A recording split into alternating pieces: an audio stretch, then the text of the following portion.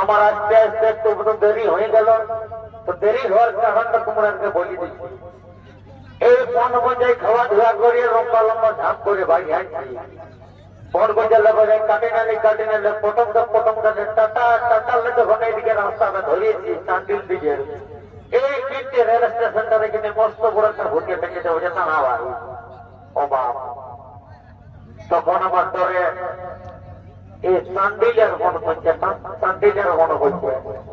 আর হইতে হইতে হওয়া দিদি ওর নেম ও বাপ সালা ভূতও বলে ইংরেজি আমার বলি দিলে ময়নে নিজ লম্বা লম্বা ঠেক আর বলতে কিনা ভাই আরে পালান দিল। শুনো ভাই আমি এর বেশি দেরি করবো নাই, একটা ঝুমুর গাইবো তারপরে আনন্দ ফুর্তি করে ঘর থেকে চলে যাবো কেমন? তাহলে শুনো।